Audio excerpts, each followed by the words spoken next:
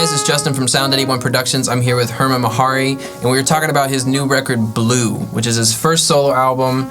And what was the motivation to do this record? It was time. You know, I've got a couple of records out with a group I have called Diverse, and they were great records, and I was happy with them. But it's just been time for my career for me to put out like a solo record as a leader. So that was the motivation. You know.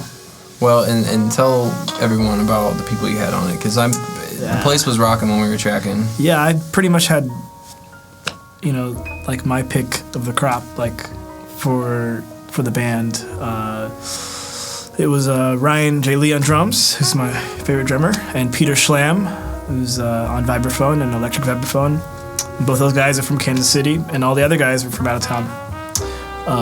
Rick Rosado on bass from New York City, and Logan Richardson on the alto saxophone. He's like one of my favorite musicians of all time. He's a big inspiration to me.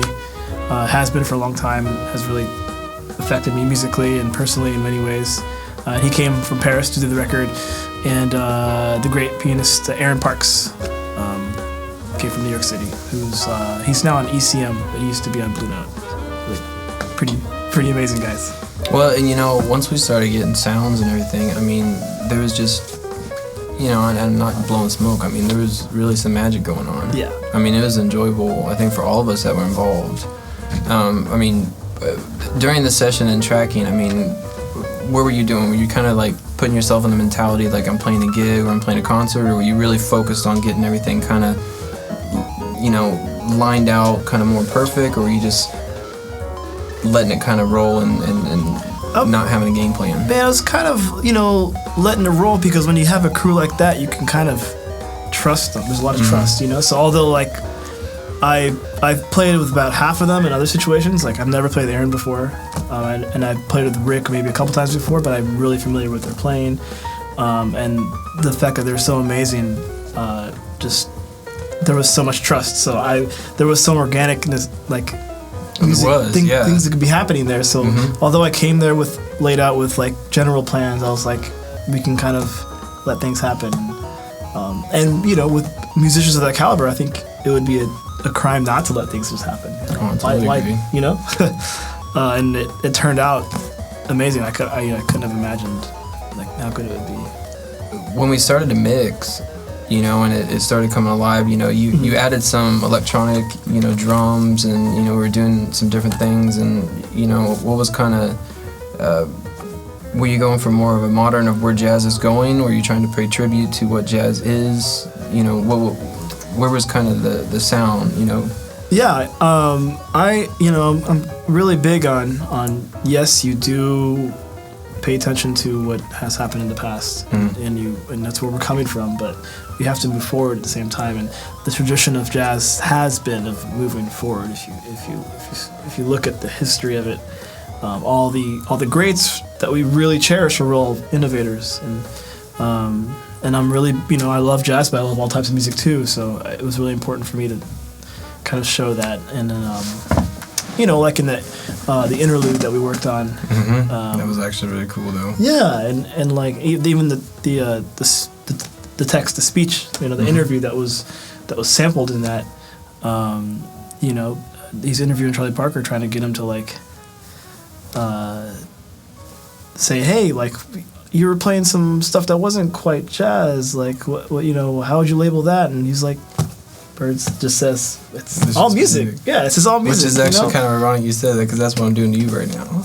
Like trying to get you to explain this. That's true. But but I get it. I mean, there is a point where it is the craft. Yeah. And anyone can take their meaning from it. So, when you were picking the music for this song and you decide what to go, I mean, what was kind of the vision of the sound? Was it more to kind of to show your chops, to show more of the forms of the songs? I mean, how were you trying to approach it as your first solo record and your first step out? What was the impression you were trying to give people by the selection and the styles that you were doing? The biggest thing to me was to show some kind of diversity within the music. So although it is, you know, a jazz record, none of the songs sound alike. Mm-hmm. That was really important to me. It was really important to showcase some of my original music, which about almost half of it is my originals, and a couple more are like some of my friends, like Peter's original, Tatra. We have the cover, the Nick Hakim song that Kevin came and sang. Mm-hmm. So, you know, having a vocal song was nice in terms of variety. He really laid into that song too. He did. Yeah, he slayed it. You know, yeah, it was did. good for his voice, you know. Mm-hmm. And a couple standards, of course. Like, it was good for me I wanted to do a couple standards. You know, it was important for me to show that. It was my, like, debut album. Like, here's kind of where my head's at, you know. And already I'm, like, thinking of the next stuff, you know, like, but that's, you know, a good representation. And I wanted to be able to showcase the trumpet in certain spots, but not, like, make it trumpet album, you know. Mm-hmm. Which is also part of me, like, not necessarily always, like, having to showcase myself in my projects. So that was a really good explanation. I wasn't expecting that. I'll give you another one. Man, I don't really know, man. I just No, I mean, it was good. I was sitting there, and I know I'm supposed to be interviewing, but I was kind of like, I really like what he's saying right now. Hey, works out. So the record's done.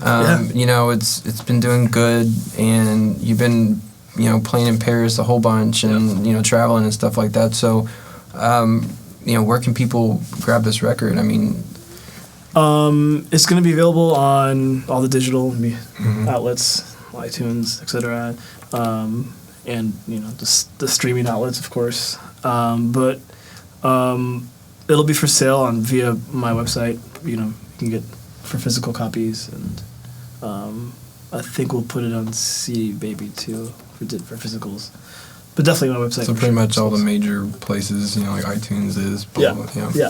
And I'll always, you know, be selling them at shows, and with all them shows you're playing. Yeah, and you know, physicals are a bigger thing over there than they are here. So it is a different vibe. Yeah. I'm trying to think where to go next. We'll cut that part. Not that part, but this part. Where to go next? Well, you know, you really nailed it on what the record was about. Like, that was awesome. I can riff. You want me to riff? Go riff. Okay. You know, one thing that was really cool was coming here to work on the record. It was well, thank you. Great facility. Yeah, I mean, I'm just saying it's great. It's great to have a place like this in KC. It's amazing. Everyone kind of walked in and was like, "Well, this is really awesome." And even like, you know, I had like a lot of friends come through, musician friends come through and hang out. They're like, "Whoa, this place is ridiculous!" Like, you know, the process was really easy. Like, it was so cool to just be able to walk in and be able to just like do our thing and not unhindered, you know. But on the other side, when we came in and wanted to edit stuff, it was like, you know, like whatever was here, we could make happen. You know what I mean?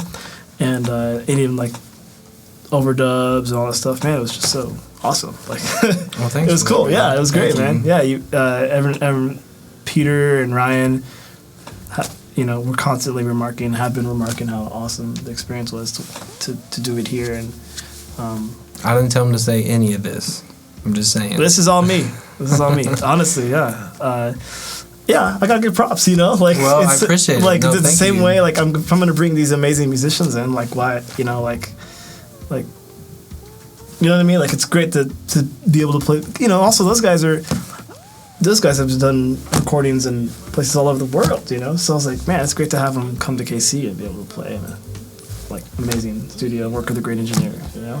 Well, I appreciate that, man. Well, you know, it's my whole place is about love and respect, and definitely, you know, having that with the musicianship that you guys brought. I mean, I think everybody that was involved in the session was just, you know, we really enjoyed making this record, for sure. Yeah.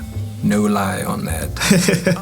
Well, man, thank you so much for doing this. Yeah. I'm glad that we can back you up, and you know, we're proud of this just like you are, and you know, I wish you all the best on this record's success, and I think it's, you know, it's a great record. Thank you, Joseph. I'm not even just saying it because it was here, but the musicianship, the players, just you did it right, and it shows in the final product. So Thank you. props to you, man. Thank you. And Little I'm fist bump. pretty hard on myself, but I'm happy. You are, with it. but in a good way. Yeah, I'm happy with it. Like You're I would be the first to be like, perfectionist, I don't know. Yep. I'm really happy with it. Yeah, but I like that. You know, I think, you know, if you're gonna go all in, go all in. Yeah. So, well, thank you again. And, you know, like Hermon said, you can find this on iTunes, all the different digital outlets, CD Baby coming soon. You can find it at his shows. We're going to have all the information of where you can go to his website, upcoming events at the end of this video. And thank you for watching. Thank you for being a part of this and, you know, for being a part of Sound 81 as well. Of course. And that is my story. My name is Justin. She's never coming.